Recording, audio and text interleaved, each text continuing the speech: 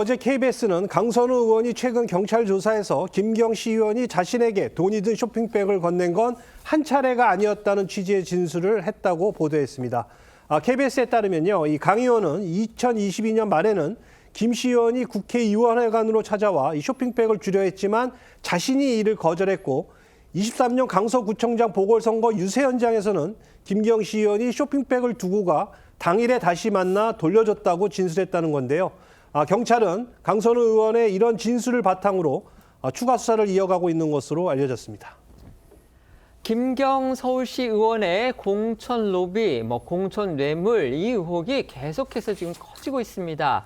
문제의 125개의 그 통화 녹취록 경찰이 서울시 의회에 있던 PC에서 발견해서 지금 수사를 벌이고 있죠.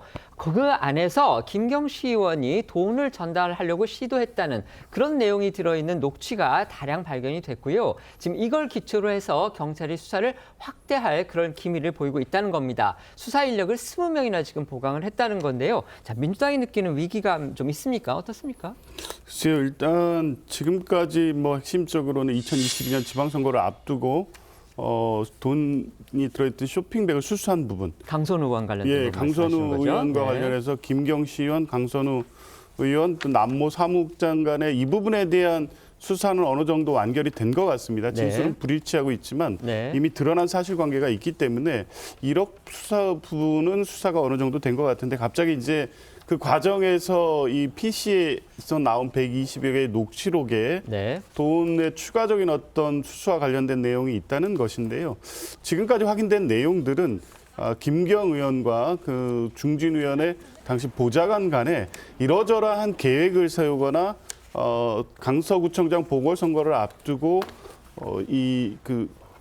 전략 공천을 하지 않기 위해서 이런 필요가 있다는 정도의 대화를 나누는 것이고 이게 실제 의원에게 돈이 전달됐는지의 문제까지는 확인이 안 된 상황입니다. 그래서 일단 녹취록을 근거로 해서 당시 그 녹취록에 등장하는 대화의 당사자를 불러서 이게 실제 실행까지 갔는지 그와 관계는 어떤 다른 정황들이 있는지를 확인한 후에 아마 이제 그걸 통해서 실제 의원에 대한 수사까지 갈 수는 있겠습니다만 지금 단계에서는 당시 그런 대화가 있었다는 사정만으로 실제 돈 거래가 있었다기고는 단정하기는 어려워서요. 아마 경찰은 단계적으로 그렇게 접근해 가지 않을까 싶습니다. 네, 그 송영 변호사께서는요, 이제 야당 쪽의 어떤 입장을 지금 잘 알고 계실 테니까 지금까지 이루어지고 있는 이 경찰 수사만 놓고 본다면 경찰이 민주당 측의 어떤 이른바 공천 헌금 의혹 아니면 공천 뇌물 의혹이라고 국민의힘 지금 계속 주장을 하고 있는데 수사 잘 하고 있다고 보십니까? 아니면 뭔가 좀 미진하다고 보십니까? 그럼에도 불구하고 특검이 필요하다는 상황에는 변함이 없는 것 같습니다. 일단 수사 과정 자체를 놓고 보면은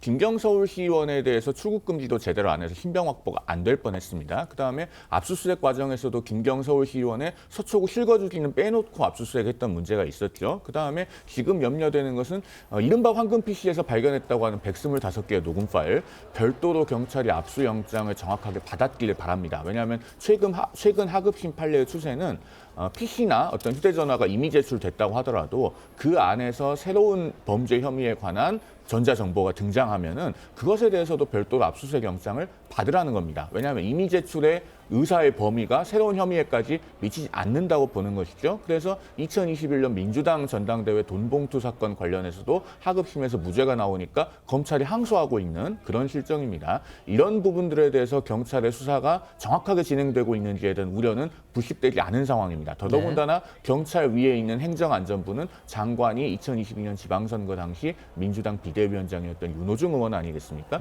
그렇기 때문에 결국은 중립적인 주체에 의한 수사를 위해서 특검이 불가피하다 이렇게 말씀드립니다. 네.